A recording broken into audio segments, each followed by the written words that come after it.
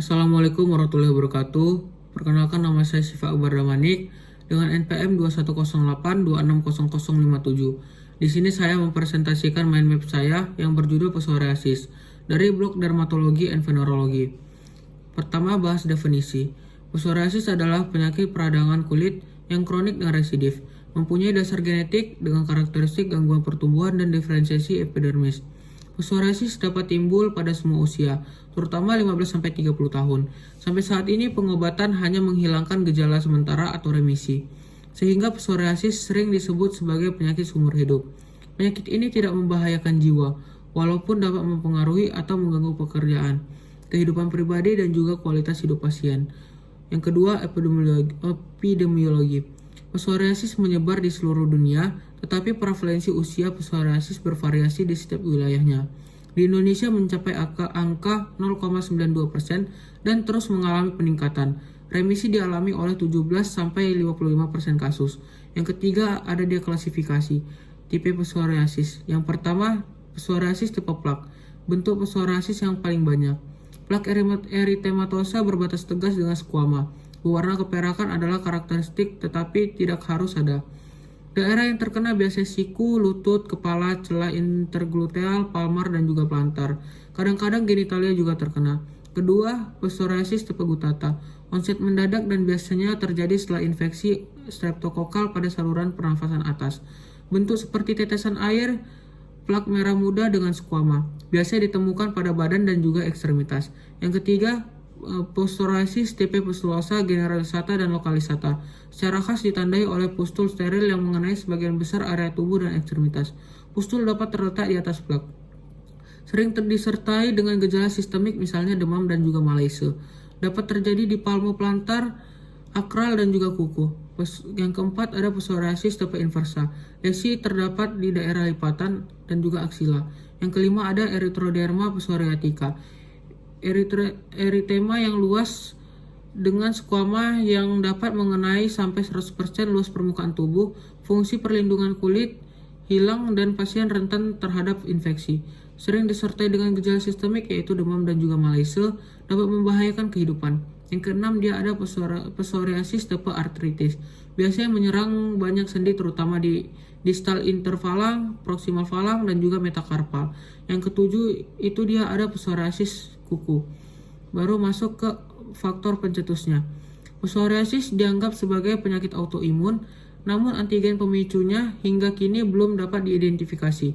Faktor predisposisi genetik yang kompleks ditambah dengan faktor pemicu dan dari lingkungan dapat menyebabkan timbulnya penyakit ini.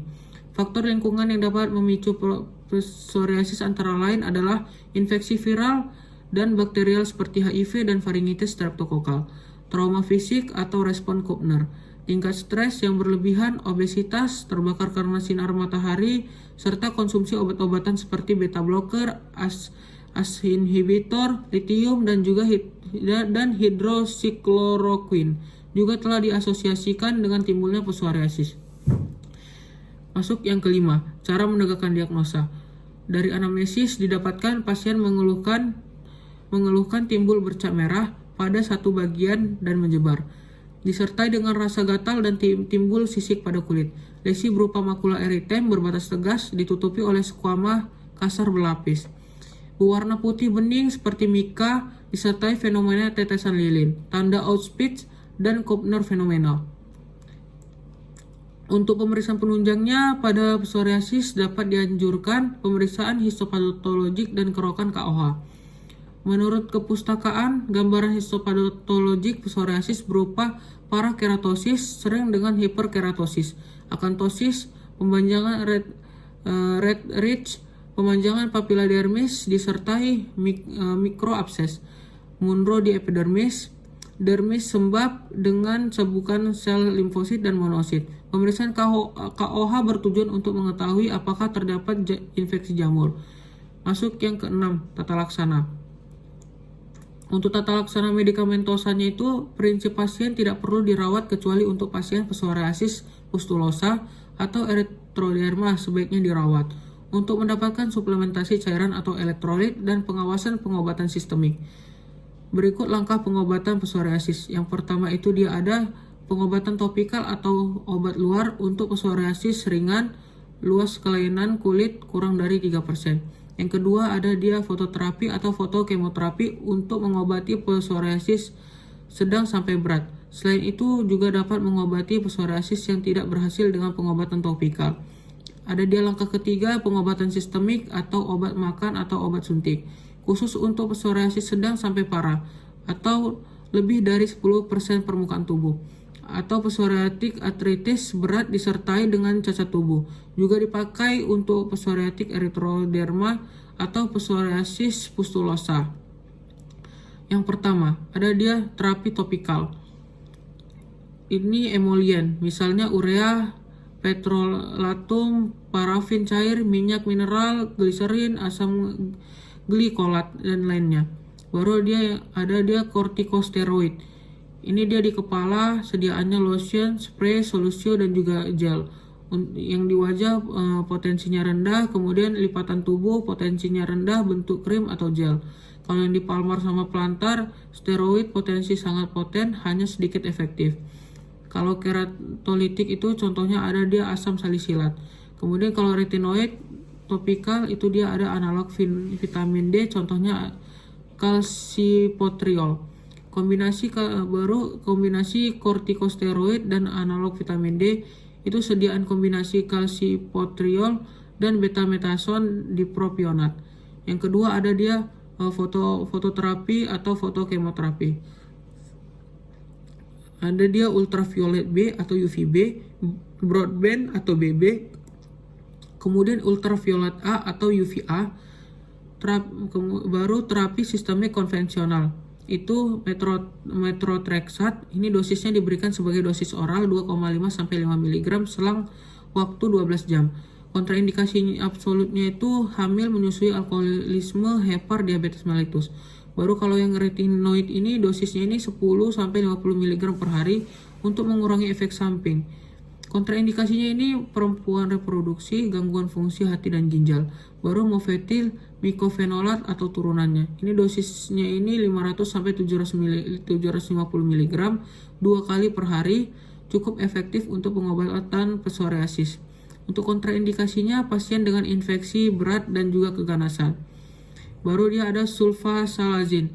Dosisnya ini 500 mg 3 kali per hari, dapat dinaikkan dosis sampai 1 gram per 3 kali per hari.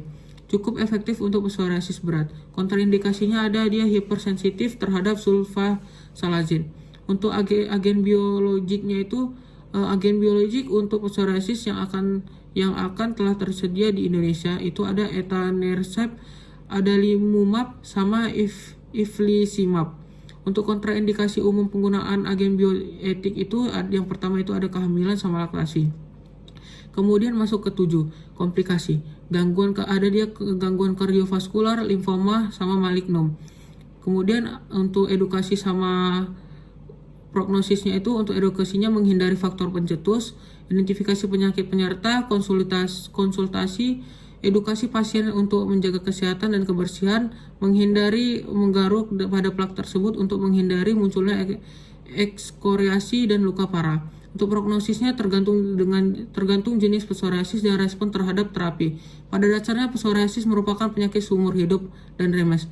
Untuk referensinya saya dapat dari ini. Yang pertama dia ada Perhimpunan Dokter Spesialis Kulit dan Kelamin Indonesia atau Berdoksi. Baru yang kedua Ilmu Penyakit Kulit dan Kelamin. Baru yang ketiga dia dari jurnal Putra MRE Indra Ade Nasution SH. Ini dia diagnosis dan tata laksana psoriasis. Demikian presentasi yang dapat saya sampaikan. Mohon maaf apabila ada kesalahan kata. Sekian dari apa yang saya sampaikan. Saya ucapkan terima kasih. Wassalamualaikum warahmatullahi wabarakatuh.